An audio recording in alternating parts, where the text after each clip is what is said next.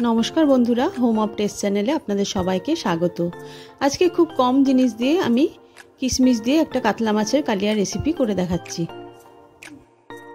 आमी एखाने 4टे कातला माछेर पेटी नियेछि, कयेकटा काँचा लंका चिरे नियेछि, किछु गोटा गरम मशला, दुटो तेजपाता, एछाड़ा नियेछि एक मुठो कालो किशमिश, आपनारा ना थाकले एमनि किशमिशও निते पारेन, एकटा बड़ो पेঁয়াজ बेटे नियेछि, अल्प एकटु हलुद गुঁড়ो, 1 टेबिल स्पुन आदा बाटा और स्वाद मतो नुन।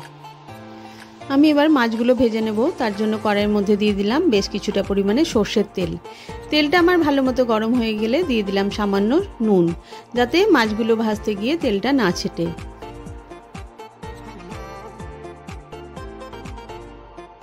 তেলটা ভালোমতো গরম হয়ে গেছে, একটা একটা করে সব মাছগুলো আমি ভালোভাবে ভেজে তুলে নেব। মাছ ভাজার ওই তেলটার মধ্যে দিয়ে দিলাম গোটা গরম মশলা আর দুটো তেজপাতা। ফোড়নটা আমার ভালোমতো ভাজা হয়ে গেলে দিয়ে দেব পেঁয়াজ বাটাটা।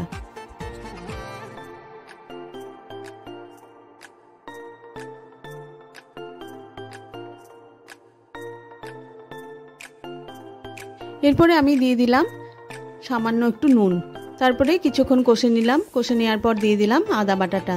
তারপরে আমি 5 থেকে 7 মিনিট ধরে ভালোমতো কষে নেব, যতক্ষণ না মশলাটা থেকে তেল ছাড়তে শুরু করে।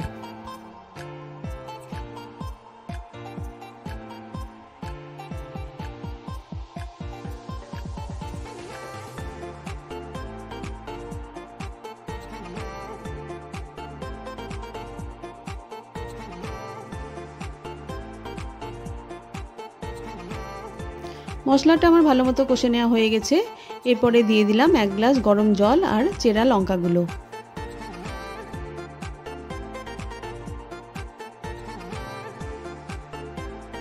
এরপরে যে 1 মুঠো কালো কিশমিশ নিয়েছিলাম সেটা ভালোভাবে বেটে রেখেছিলাম, সেটা মিশিয়ে একবার নাড়াচাড়া করে নিয়েই ভেজে রাখা মাছগুলো দিয়ে 5 থেকে 7 মিনিটের জন্য মাছটা সেদ্ধ হওয়ার জন্য আঁচটা কমিয়ে ঢেকে রেখে দেবো।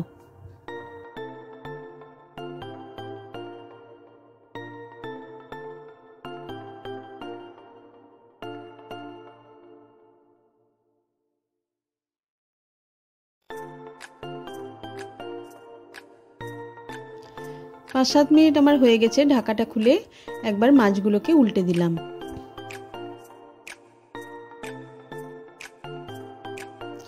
মাছের কালিয়া আমার পরিবেশনের জন্য একেবারে তৈরি। ভিডিওটা দেখার জন্য সকলকে ধন্যবাদ। এই রান্নাটা আমি ইউটিউবে এক ভদ্রমহিলার কাছে শিখেছি। তার রান্নাটা আমার এত ভালো লেগেছিল, আমি বাড়িতে 2-3 বার নিজের মতো করে করেছি। তারপরে আজকে আপনাদের দেখাচ্ছি। আশা করি আপনাদেরও ভালো লাগবে।